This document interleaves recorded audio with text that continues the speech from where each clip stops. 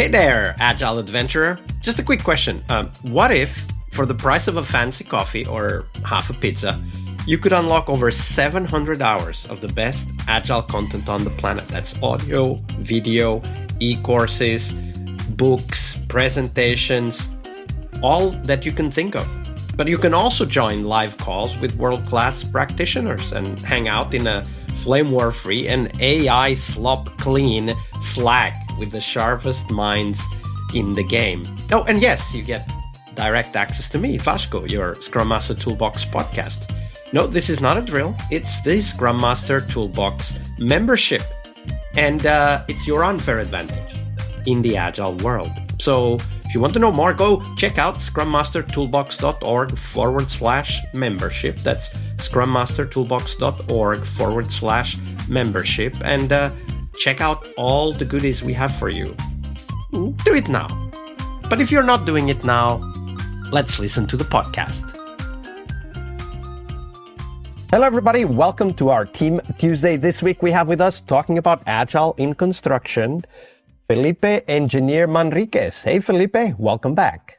Hey, Vasco. Thanks for having me back. Love what's going on here. Me too. This is getting so interesting. I already selected a clip to send to one of my teams because they really need to listen to what we talked about yesterday. Diving into the Tuesday episode, first, let's talk about a book that influenced you. What was the book that most influenced you and helped you define your own approach to lean and agile construction?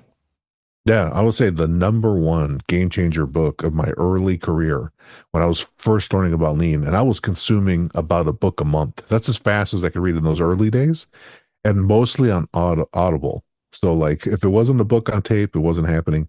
And the most transformative, the most amazing book that even sounds like a radio production is Elijah Goldratt's The Goal. The Goal. I know it's like an amazing book about it's fictional, but to show and explain and teach, and so you can internalize the theory of constraints. And that book is something that even now, as a registered Scrum Master trainer, that I try to embody and teach each of my students that are becoming Scrum Masters so they can understand how to make rapid improvements. And I think The Goal, and this is not talked about that often, is really a phenomenal book so that you can implement Kaizen, which is rapid change for the better with teams. And so in applying theory of constraints, I'm able to think as a system, observe an actual value stream, and mentally. And once you start doing this, and that's a whole rabbit hole you could go into, value stream mapping, that I think is very underutilized by so many Scrum Masters. And I'll even tell you that when I'm in Scrum training in the early days, when I was becoming a Scrum trainer, as people get to the end of the sprints, it's usually 2-day training. If the class is doing really well and asking a lot of questions and they're running out of time, they skip the lean stuff at the end of the final sprints, and they don't teach people theory of constraints. And so a lot of Scrum Masters that get credentialed never actually learn this. Now, luckily for me, I learned theory of constraints even way before Scrum. And what I used it for is in this method called last planner system of production controls, where we do reverse phase pool planning. We create what look like Scrum boards, but instead of labeling to do, doing, done, we use days of the week because we know we love Gantt charts. So we have to make our visuals look just like a schedule. It's got to look like a schedule, and it looks like a waterfall schedule. But when you understand theory of constraints, and there's a beautiful story for a lot of your listeners have probably at least heard of this book, because The Goal was a worldwide phenomenon that's been published in dozens and dozens of languages. What you learn in that book is that it's the slowest part of a process that actually governs and dictates where the improvement should happen. And in The Goal, there's a great story. There's a story within the story. It's very meta, where there's a team of hikers going, and this, I can still remember this, and I haven't read The Goal. It's been like at least 2 years since the last time I've reread it, but this is a book that I revisit in my yearly. I'll probably read it again now just because you're reminding me how awesome it is. But there's a story where the main character is taking some kids to hike in the woods, and there's a guy named Herbie that's slow. And by helping Herbie, he speeds the whole process up, and everything changes for the better. And I use that concept every single time I work with project teams today, whether Yeah. I'm doing full Scrum or just lean construction I techniques. think theory of constraints is one of those underrated aspects that fully transform a system when we grasp it and how it's applied.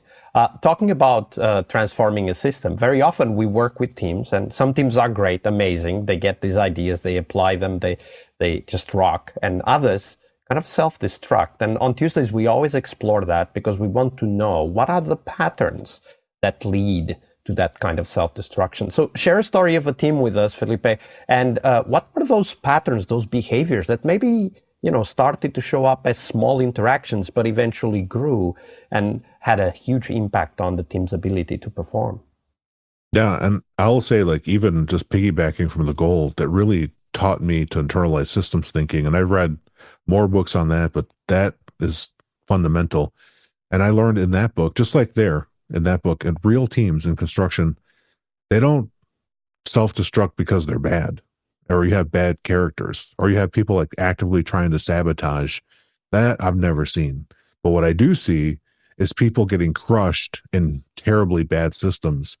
And these people are doing all these workarounds to try to survive broken systems. So one of the first patterns I see is if I can discern that people are doing lots of workarounds to make processes, to support processes that are garbage to get the outputs, then I know that we're in a very self-destructive way and that they're going to get hurt. There was one hospital project I'm working on in particular, and the biggest pattern of self-destruction that I saw was overcommitment coupled with silence, where people can't bring up problems. Psychological safety was so low that people could not even say that the emperor has no clothes. And people would overcommit impossible things. Like people would commit to, yeah, we're going to pour concrete on Thursday. And you would go and today's Monday. So that's like 4 days from now. And you'd go and you'd see there's not even rebar down to the area where they're supposed to pour. And these areas were so large that it's physically not possible to put the rebar in place that's going to be embedded in the concrete, let alone all the other things that have to happen before you pour concrete. But the concrete person was forced to say, because of the system, Thursday it is, because that's what the schedule says. So now, when I see these patterns happen, I'll be sometimes the first voice that says, but don't you need this so that you can do that? And I'm breaking the pattern. That's actually a great point. Let's. I want to highlight that you asked the question with the aim, with the intention of breaking a pattern that you already know is self-destructive. Yes, absolutely. And that type of questioning it can be seen as annoying by certain team members, especially the ones that are holding the craziest to the Gantt chart schedule. But I always tell people, like, I just have to apologize. I'm just a simple, dumb general contractor, and I don't understand this. And I really don't. I don't understand why people need to overcommit. I mean, I do understand it's because of the low psychological safety. But what I'm telling as I'm answering to create the safety and to show them this anti-pattern, is that trust is too low and they can't say that things are uncommittable.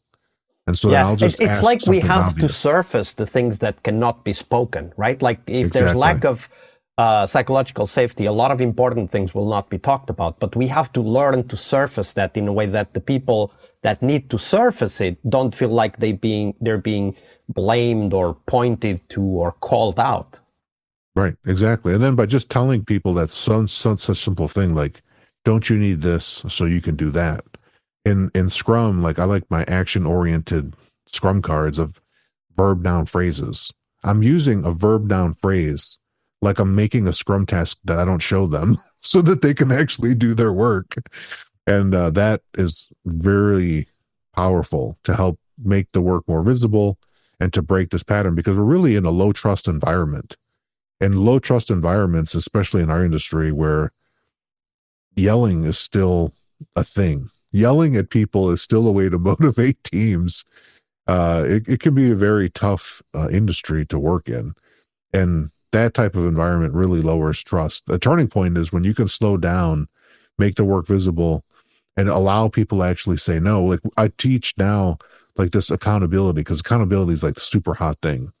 And I tell people, for real accountability, if people are not allowed to say no, then they actually can't make a real promise. And it's not accountability. Yeah, exactly. That's hiding from accountability. Saying yes in those contexts is hiding from accountability. Yeah. And we teach silence is not alignment. And that's a risk, especially for executives that come and make proclamations. They'll come and make these proclamations of things that we should do, and they with the best of intent for the project. But when the team can't react and say yes, I'll often again raise my hand and say, "Excuse me, I didn't see actually anybody agree to that." And I'll ask another question: what would need to be true so that we could agree?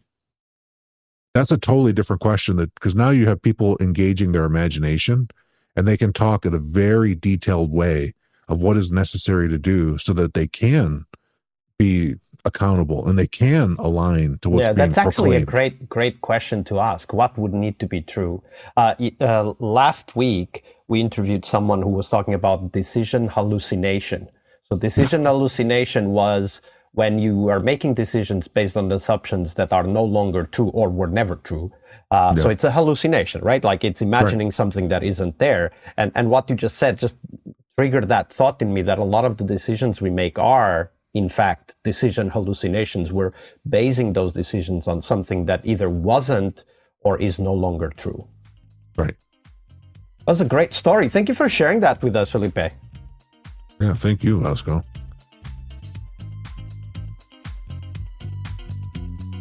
All right, I hope you liked this episode. But before you hit next episode, here's the deal. This podcast is powered by people like you, the members who wanted more than just inspiration. They wanted real tools and real connection to people who are practicing Agile every day.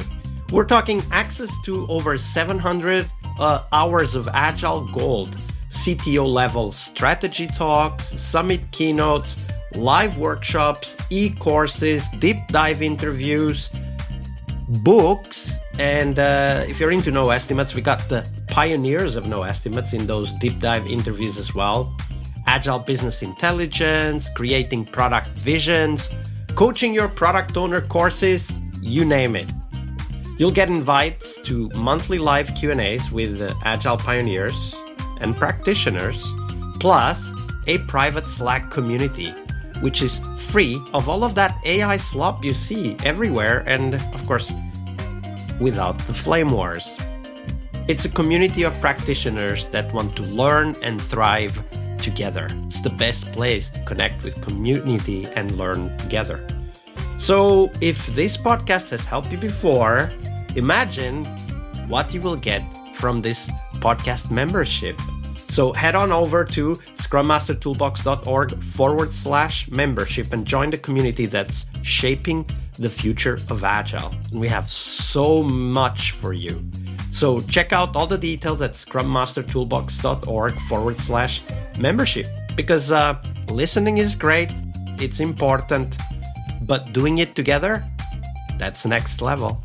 I'll see you in the community Slack. We really hope you liked our show. And if you did, why not rate this podcast on Stitcher or iTunes?